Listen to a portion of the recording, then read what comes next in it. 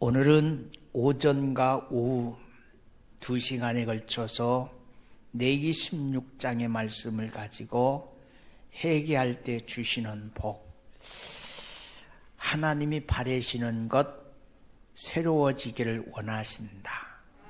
하나님의 바람은 내가 하나님 보실 때 새로워지기를 원하신다. 그래서 오늘 설교의 주제 딱 한마디, 답게라는 이 단어를 기억하십시다. 답게.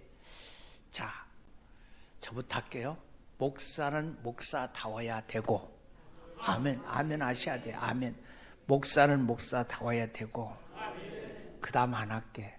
성도는 성도다워야 되고, 답게. 남편은 남편다워야 되고. 이게 오늘 대한민국 사회에서 가장 중요한 키워드예요. 답게. 남편이 남편답지 못하면 가정이 깨져요. 목사가 목사답지 못하면 교회가요 망가져요. 답게. 답게라는 이 단어를 기억하면서 오늘 말씀을 들으면 은혜가 될 줄로 믿습니다. 오늘은 흘러가는 세월 속에서 2025년에 우리에게 주어진 마지막 주일이고, 또 우리에게 주어진 주일 예배로서는 마지막 예배 시간입니다. 하나님께서는 우리의 부족함과 허물을 아시기 때문에 성경에 한 해를 보내고 새해를 맞이하기 위해서 만든 절기가 있어요. 만든 절기? 그게 뭐냐? 바로 대속죄일입니다. 뭐라고요? 대속죄일. 이 대속죄일은 이스라엘 백성들이 새해를 맞이할 때 자기의 모든 죄와 허물을 회개하는 절기예요. 우리는 한 해 마지막 주일 이 시간에 하나님 앞에 나의 허물과 나의 죄, 내 입으로 자백하는 오늘이기를 원합니다. 자, 이스라엘 백성은 새해를 언제 시작하냐면 7월에 시작해요. 그래서 하나님께서 7월에 새해를 맞이하는 절기를 만들어 주셨습니다. 그래서 오늘 본문 레위기 16장 전체는 새해를 맞이하기 전에 이스라엘 백성들이 행하게 되는 대속죄일에 대한 균례를 한 장에 기록해 놔서 그 한 장을 오전과 오후에 나눠서 말씀을 전하면서 은혜 받기를 원합니다. 하나님께서 우리 인간이 죄의 유혹에서 벗어날 수 없고 악한 영들이 늘 우리를 유혹하고 있다는 것을 아시기 때문에 성도라 할지라도 목사라 할지라도 이 죄와 허물에서는 벗어날 수 없다는 것을 너무나 잘 알고 계시는 거예요. 그래서 1년이라는 시간을 정리하시고 새로운 은혜와 복을 주시려고 정리의 법, 회개의 법을 주십니다. 우리가 기본적으로 늘 회개의 삶을 살지만 우리가 완벽할 수 없잖아요. 응? 그래서 알게 모르게 지은 죄 문제를 해결하고 새로운 마음으로 새해를 시작하려고 회개의 법을 주시고 새롭게 하는 법을 주십니다. 그래서 오늘 성경 많이 볼 테니까 레위기 16장을 펴보세요. 자, 29절부터 31절까지 말씀 우리 같이 한 목소리를 크게 읽어봅니다. 29절부터 시작. 너희는 영원히 이 균례를 지킬지니라. 7째 달 곧 그 달 10일에 너희는 스스로 괴롭게 하고 아무 일도 하지 말되 본토인이든 너희 중에 거루하는 주민이든 그리하라. 이날은 너희를 위하여 속죄하여 너희를 전결케 하리니 너희의 모든 죄에서 너희가 여호와 앞에서 전결하리라. 이는 너희에게 안식일 중에 안식일인즉 너희는 스스로 괴롭게 할지니 영원히 지킬 균례니라 말씀합니다. 29절부터 31절까지 키워드 정결.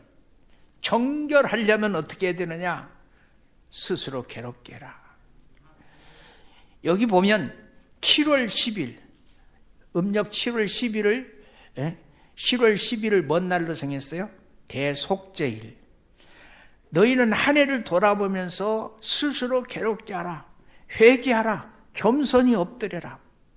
그리고 30절에 이날에 너희에게 속죄하되, 이 속죄하려고 하는 단어를 원문에 보니까 두 가지 의미가 있더라고요. 첫 번째, 죄를 덮다. 덮는 것도 은혜예요. 내가 죄를 지었는데 덮어주는 것도 은혜예요. 그것을 우리는 국가의 법에서는 그걸 좀 뭐라 하면 사면이라고 해요. 사면. 죄 짓고 분명히 호텔에 앉아 있는데 사면에서 나와서 그냥 할 길을 치고 돌아다니는 조아무개 있어. 응? 조씨 아니에요? 네. 두 번째, 값을 지불한다. 값을 지불한다. 이게 뭐예요? 벌금형이요. 벌금. 응? 그러면 어떻게 되냐? 너희를 정결케 깨끗하게 하리니, 너희는 모든 죄에서 너희가 여호와 앞에서 정결하리라. 하나님 보실 때 깨끗하다. 하나님 보실 때 깨끗해. 가끔 우리 그러잖아요. 나는 아무 잘못이었습니다. 털어보십시오. 털면 먼지 안 나는 사람이 어디 있어요? 예? 우리가 하나님 앞에서 회개하고 하나님 앞에서 우리를 정결케 하게 됐다, 깨끗하게 됐다, 새로운 사람이 됐다 선포를 받는 게 은혜예요. 이게 하나님의 마음이고 이것이 하나님의 뜻이에요. 그리고 이렇게 우리가 믿음으로 나와서 회개할 때 우리 속에 있는 모든 죄가 없어지는 것을 알게 하기 위해서 하나님이 이벤트를 허락하셨으니 아사셀이라는 특별한 제사법을 만들었어요. 아사셀. 예? 이 아사셀 법, 두 마리 양 중에 하나는 제비를 뽑아서 죄를 담당시키는 법이고, 레위기 16장 6절에 보니까 제사장에게 두 마리 양을 데리고 가서 제비를 뽑습니다. 그리고 그 제비에 뽑힌 양에게 전가 한 수, 이 사람의 죄를 이 양에게 전가시킨다고 그래서 전가 한 수. 응? 자, 아무개가 왔어요. 양을 끌고 왔어요. 그 사람의 손을 양에게 올립니다. 그리고 제사장이 그에게 올립니다. 하나님, 이 사람의 죄가 이 양에게 전가되기를 원합니다. 안수기도 하는 거예요. 전가됐어요. 백성들의 죄를 다 뒤집어 씌웠다는 뜻입니다. 그리고 그 양을 끈으로 묶어요. 무슨 끈? 무슨 끈? 붉은 끈. 붉은 끈으로 묶습니다. 붉은 줄로 묶어요. 이게 뭐예요? 십자가의 보혈이에요. 십자가의 보혈. 그리고 어디로 끌고 가냐면 강야로 끌고 가요. 이게 어디예요? 갈보리 언덕이에요. 그리고 거기서 낭떠러지에 그냥 던져버려요. 예수님 십자가를 지게 해서 갈보리 위에 예수님 십자가를 세운 다음에 예수님은 너무 고통스러운데 예수를 따랐던 12 제자들, 예수를 따르던 많은 무리들 다 불이 흩어졌어요. 멀찌막하게 주님을 사랑하는 여인들이 그 모습을 바라보면서 아마 울고 있었을 거예요. 다 던져버려요. 그리고 제가 사라지게 되려고 할 때 예루살렘 성전에서 속죄 제사를 드리게 됩니다. 자, 양 한 마리 뽑아서 죄를 전가시켜서 죄를 뒤집어서서 낭떠러지에 떨어져요. 떨어진 다음에 그 양이 죽을 시간쯤 되면 예루살렘 성전에서는 속죄 제사를 드려요. 21절의 말씀 우리 큰 소리로 한번 읽어봐요. 시작. 아니, 다 같이 시작.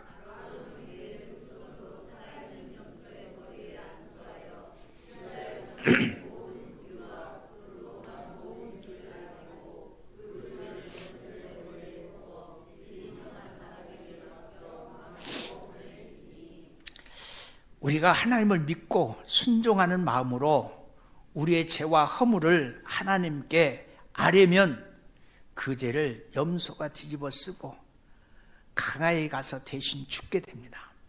그래서 22절에 보니까 염소가 그들의 모든 불의를 지고 접근하기 어려운 땅에 이뤘거든 그는 그 염소를 강야에 놓을지니라. 염소가 강야에 놓이면 이리떼들이 염소를 잡아먹어요. 맹수가 염소를 잡아먹어요. 누가 예수님 십자가에 못 박았어요? 응? 사탄이. 이때 제사장이 염소를 절벽에 밀어버리면서 이 염소가 백성들의 죄를 지게 됐다 선언하는 거예요. 이렇게 우리가 회개하면 우리의 죄는 사해진다고 말하는 거예요. 하나님께서 왜 이런 퍼포먼스, 이런 행사를 하게 하셨을까? 하나님께서 회개하는 자에게 제3의 복을 주시고, 아멘, 새로운 마음을 주시는 분이라는 것을 보여주기 위해서, 알게 하기 위해서. 그래서 30절, 자, 시작. 이날에 너희를 위하여 속죄하여 너희를 어떻게 하고 전결케 하리니 너희의 모든 죄에서 너희가 여호와 앞에 뭐가 돼요? 정결, 다른 말로 하면 선결, 또 다른 말로 말하면 깨끗, 또 다른 말로 말하면 구별해요.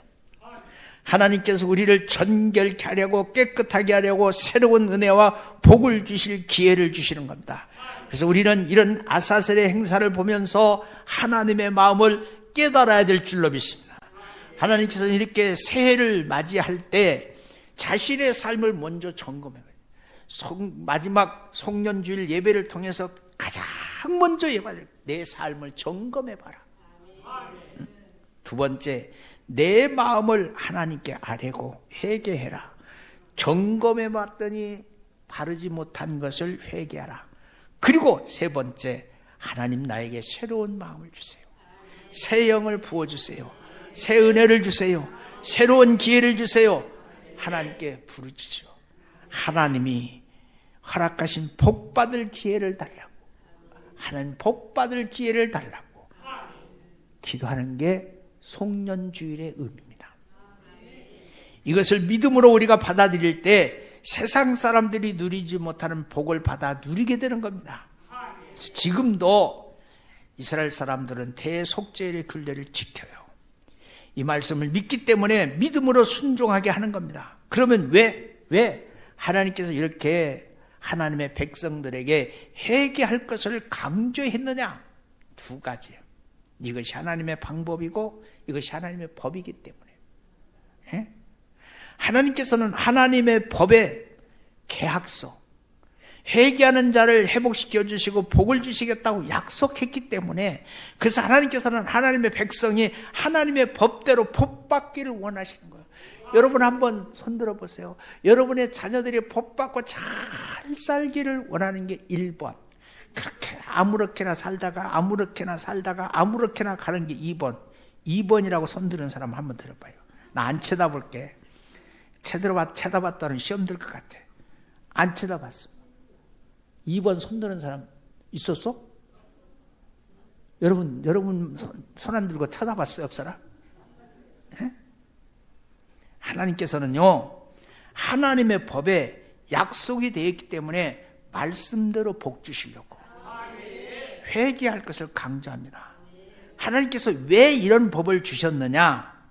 우리 인간은 원죄를 가지고 이 땅에 태어났잖아. 죄와 욕심이 인간의 마음에 기본적으로 있는 거예요. 자, 욕심이 나는 없다. 목사님, 나는요 욕심 하나도 없어요. 거짓말이에요. 욕심이 없는 사람 어디 있어요? 욕심이 없는 사람 어디 있냐고. 아마 2시간 전에 이 땅에 태어난 신생아도 욕심이 있어요.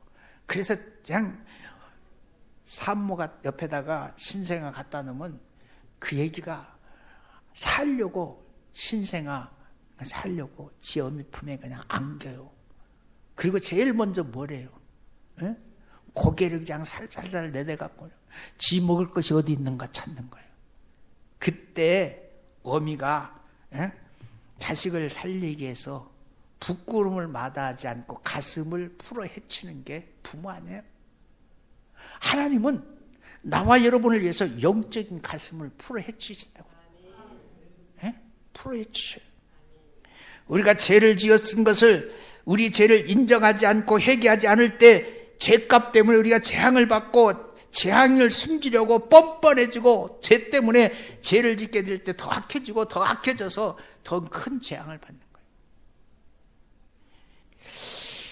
거예요. 여러분, 나이가 들면 들수록 얼굴이 뻔뻔해져. 마음은 더 강팍해져. 얼굴이 뻔뻔해지는가 동시에 마음이 더 강팍해지더라고. 돌아올 수 있지만 점점 더 어려워져. 안 되는 것 같지만 나이가 들면 들수록 힘들어져. 그래서 결국 세상 사람들은 죄로 말미암아 망하게 되는 겁니다. 그런데 하나님의 백성이 겸손하게 회개할 때 새로운 마음을 가지고 새로운 마음을 줄 때 새로운 은혜, 영육간의 복이 임하는 줄로 믿습니다. 그래서 제가 이것을 이해시키기 위해서 이것이 수건이라고 생각하세요. 이것이 수건인데 걸레도 될 수 있어요. 우리가 수건을 사용할 때 이 수건을 빨지 않으면 첫 번째 뭐가 나요? 냄새가 나요. 사용할 수 없고요. 그런 수건을 계속 빨지 않고 사용하면 수건이 아니라 걸레가 돼요. 맞죠? 수건도 빨지 않으면 늘 냄새가 나고 더럽고 추한 모습이에요. 회개가 바로 그런 거예요. 회개할 때 새로운 은혜가 임하고 새로운 복이 임하고 늘 전결한 은혜가 있을 줄로 믿습니다. 그래서 하나님은 하나님께서 택한 백성들에게 주신 최고의 특권, 회개하라. 내가 하나님의 말씀에 회개할 때 주시는 복을 기록해놨습니다. 그래서 하나님께서는 말씀을 깨닫고 믿음의 조상의 지구화를 막론하고 회개하고 살아라 말씀했어요. 그럼 어떤 복이 임하는지 역사를 기록해놨어요. 그래서 성경에 보니까 회개한 자들이 받은 간증이 있어. 회개하고 복받은 사람들의 간증문 여러분에게 소개할 테니까 한번 찾아보십시다. 첫 번째, 다윗의 간증. 다윗의 간증, 시편 32편 1절부터 2절. 다윗의 맞쓰길이라고 되어 있어요. 허물의 사함을 받고 자기 죄가 가려짐을 받는 자는 복이 있도다. 마음에 간사함이 없고 여호와께 정죄를 당하지 아니하는 자는 복이 있도다. 아멘. 두 번째, 요엘 선지자가 요엘서 2장 12절부터 13절. 여호와의 말씀에 너희는 이제라도 금식하고 울며 애통하고 마음을 다하여 내게로 돌아오라. 너희는 옷을 찢지 말고 마음을 찢고 너희 하나님께로 너 하나님 여호와께로 돌아올지니라. 그는 은혜로우시며 아멘. 그는 자비로우시며 그는 노하기를 더디하시며 그는 인애가 크시사 뜻을 돌이켜 재앙을 내리지 아니하시리라. 아모스는 아모스 5장 6절에 너희는 여호와를 찾아라 그리하면 살리라.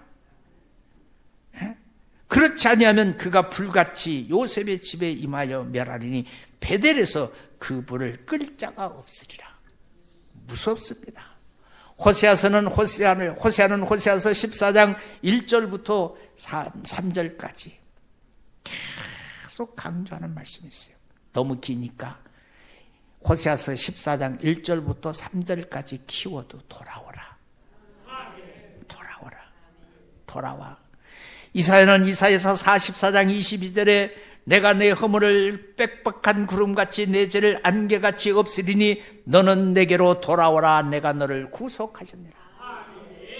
호세아도 돌아오라고 있습니다. 이사야도 돌아오랬습니다. 이사야서 55장 7절에도 악인은 그 길을 불의한 자는 그 생각을 버리고 여호와께 돌아오라. 그리하면 그가 긍휼히 여기시리라.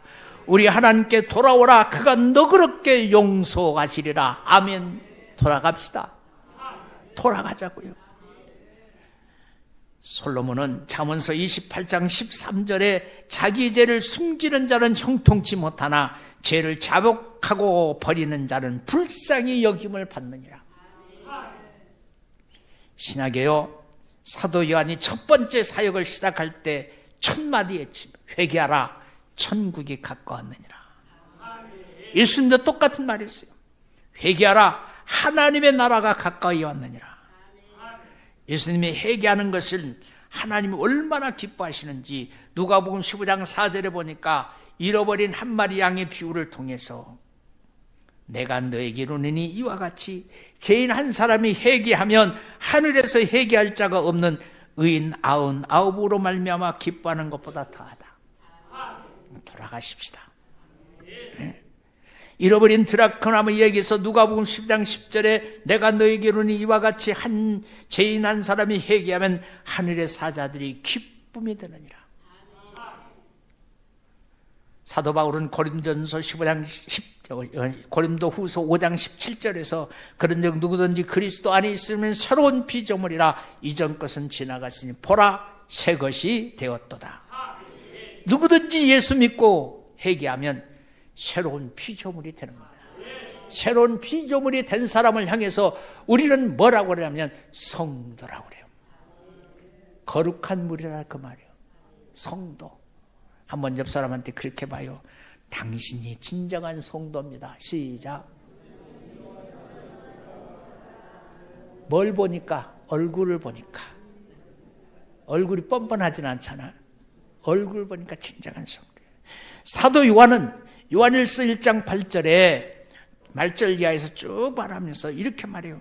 제가 없다고 하면 스스로 속이는 자고 내가 다른 사람에게 범죄하지 않았으면 죄가 있으면서도 죄를 회개하지 않으면 하나님이 그를 뭐라고 말하냐면 거짓말장이라고 말한다. 하나님이 우리의 죄를 기억하실 때 겸손히 엎드려서 자복하면 우리를 모든 불의에서 깨끗하게 하시고 내가 죄가 없다, 내가 죄인이 아니다고 우기는 사람은 하나님을 대적하는 큰 죄를 짓는 것이고 내가 하나님 지난 1년 돌이켜보니까 말씀대로 살지 못했으니 내가 죄인 중에 죄입니다. 답게 살지 못했으니 주여 용서해 주세요. 답게 살지 못했으니 주여 용서해 주세요. 이게 오늘 우리에게 주시는 주의 음성이에요. 하나님 이렇게 말해요. 너 정말 목사답게 살았어? 나는 나한테 하는데 여러분은 여러분한테 해야 돼. 왜 나만 쳐다봐? 나만 잘못한 것 같아? 왜 그래? 자, 한번 해봐요. 너 답게 살았어? 한번 해봐. 시작. 찔림이 있어야 돼. 응? 여러분, 그러므로 회개는 아멘 하세요? 성도의 특권이고 성도만이 누릴 수 있는 마음의 복인 줄로 믿습니다. 여러분, 성도에게 회개하는 것은 절대로 부끄러운 것이 아니에요. 성도에게 회개할 수 있어요. 성도가 아니면 회개를 몰라요.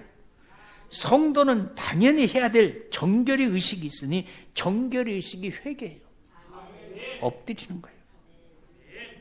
회개는 하나님의 약속이고 하나님의 명령이고 성도가 누릴 복인 줄로 믿습니다. 다시 한번요. 회개는 하나님의 약속이고 하나님의 명령이고 성도가 누리는 축복인 줄로 믿습니다.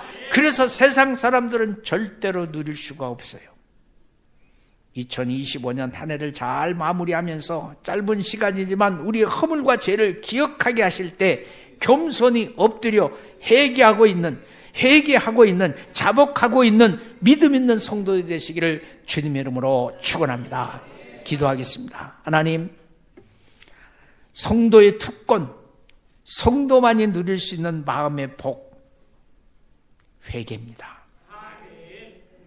회개는 하나님의 약속이고 하나님의 명